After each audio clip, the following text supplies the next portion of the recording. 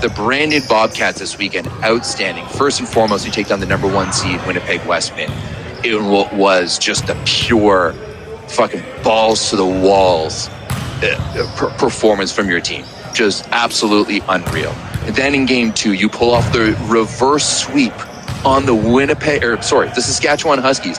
Another battle of the prairies. And man, Saskatchewan, big shout out to our boy, Sean McKay. He actually messaged me during the show because he was listening to last week's episode, Rob. He said, not quite the daddy magic we needed. If only I listened to last week's episode before the tourney.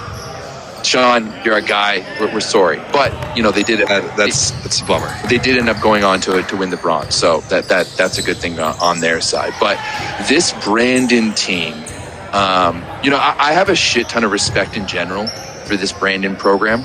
I think what Grant Wilson has built over there has to be the smallest community to win a U Sports National Championship in men's volleyball, hands down. Which is what they've done is built a special, and you can see that with the crowd.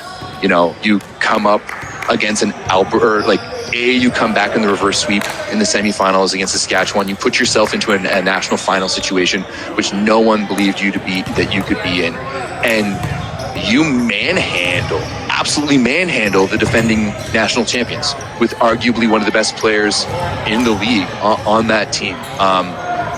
It was so fucking special. I am so sad and so mad that I didn't go out. I wasn't there to experience it. Just the most heartfelt congratulations to Grant Wilson. He has built that program. I mean, there's a lot of people who have built that program, but he's done such a good job at instilling the heart of the community into the Brandon Bobcats, and you saw that Kate, front and center. That place was packed. It was loud. You stormed the court when you win like that. And then also, I want to give an absolute massive shout out to the MVP, an OG member of the Discord.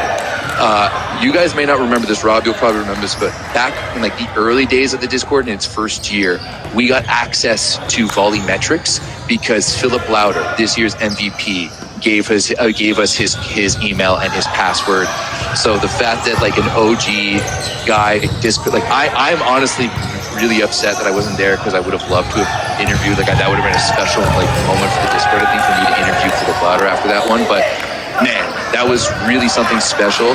I haven't sat and watched a national championship like that in a long time, but luckily this weekend worked out perfectly for me able to do it. I was just crushing beers by myself at home, which is why I was a little limpy in the Discord throughout.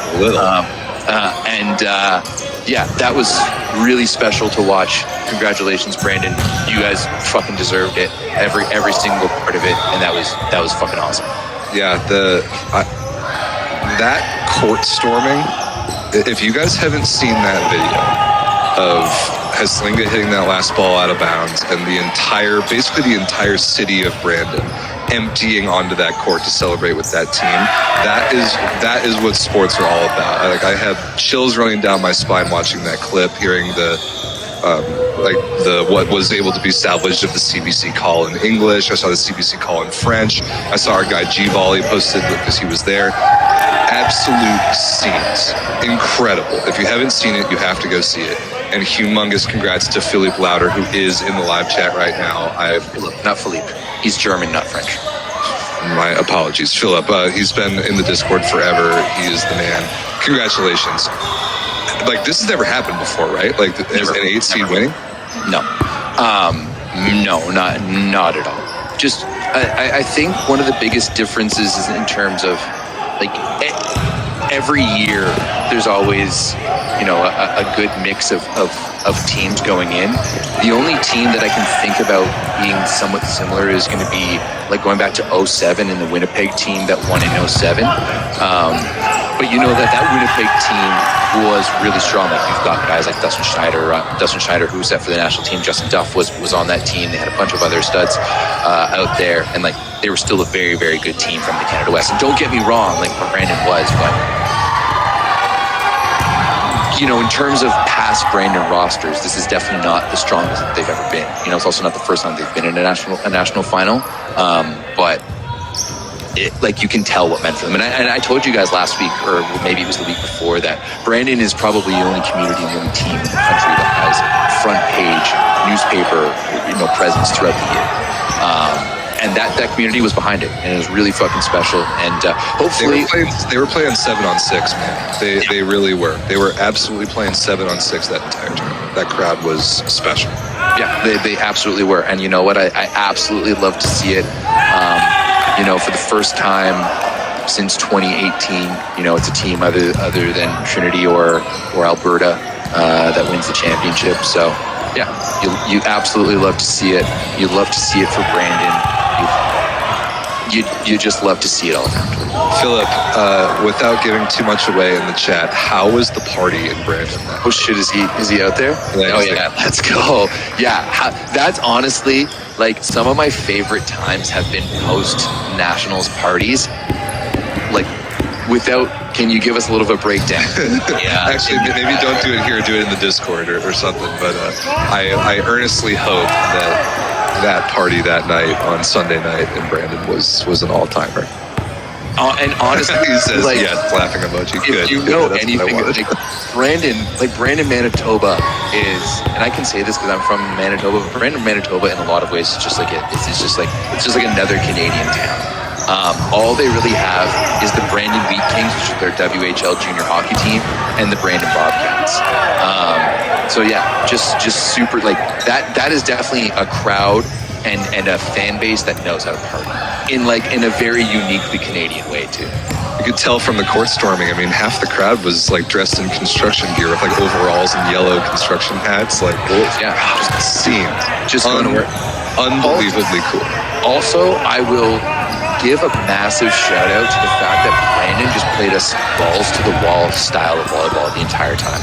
Like, dude, there was very little tipping. There was very little off speed. There was like no wipes off the block. Like, Louder, you were on another level. I have JJ Love is like my type of setter. The way he runs that offense, the way he's an emotional like stabilizer. Like, to me, that's why. Like, I fully think that like Philip, you should be the MVP 100%. But JJ is he's the spoon that stirs the pot for that Brandon team, and he has the ability to just run on pure emotions and lead them. But Friesen was outstanding, and like, yeah, it was a blast to watch them. Like, especially when it comes to nationals, everyone, like, when I was a lot younger and my friends were playing for Ontario teams, I would get really I would pull for Ontario teams. People were being like, oh, Everett's crying the OUA teams. Like, I don't give two shits. I think there's only, to be honest, there's only one program that I think is worthwhile to be at nationals right now, and that's right.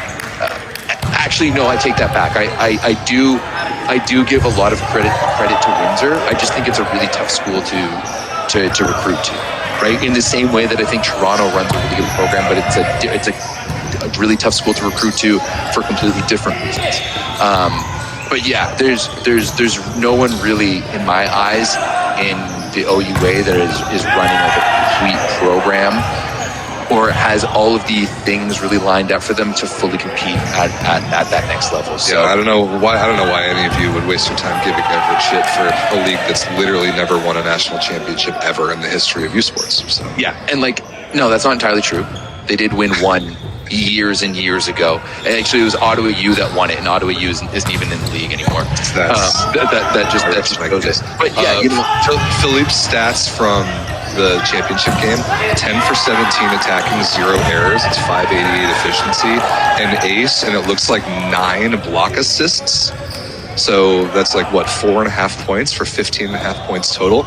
Obviously, I don't like the way they do these stats, but Philip, our guy, it looked like you picked a real good time to have one of the matches of your career. That stat line is outstanding. Yeah.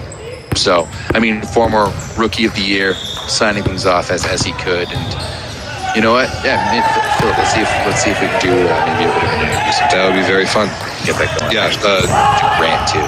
Well done, Brandon. Seriously, go watch the clip if you haven't already.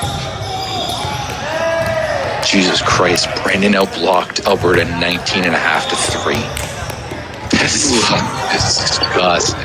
my God. Yeah. 4 sets, right? That is ridiculous. I mean, the stats are, the way those are done in the NCAA as well, it's difficult to know how many like points it's actually worth, but the disparity is clear. That sounds like an ass kicking, and it sounds like you said, a fun brand of volleyball to watch. It was. It really was. And I mean, on the other side of the net, Alberta just looked shell shocked. They're playing 6-on-7. Martin's just didn't look good, and Brandon's game plan was to break Martin's on the left side and then clamp on Heslinga, and that's exactly what they did. And you know what? There was someone in the chat, there's someone in the Discord, I don't know who, but they were saying after the first game, like, oh, do we think Alberta's going to be able to do it? You know, just chucking the ball to Heslinga and giving no balls to the right side. And I was like, I think that's kind of a dumb take. Like, look at how they took down Sherbrooke in the semifinals. Like, that's crazy. But then ultimately, whoever said that was right, because that's exactly what happened in the final. Like, Espedito? Is that? Why am I forgetting his name? There was I saw on the stat sheet again. Liam Espedito is the right side. Like, Sargent came in off the bench like later. He was their P2 last year and looked like he was quite bad. I think I saw 0 for 5 with 3 errors. Yeah, he came off the bench, I think in the third or the fourth, and he wasn't good. But yeah, they just didn't give that much volume to Espedito, and they weren't as lethal down the middle as they've been in years past, and they just weren't able to spread it out enough for Heslinga to fully do anything. And like, he was hitting against 6 hands a lot on Sunday. Cool to watch. Nice display of Canadian volleyball, and it looked like G posted on Instagram about like the numbers and the growth and the viewership, and it sounded like it was a successful season overall for U Sports men and women. So good job. Yeah, it was electric. Cool. I think that's a show. Quick one. Yeah, I think so too. Relatively quick one. We appreciate you all. Thanks for watching.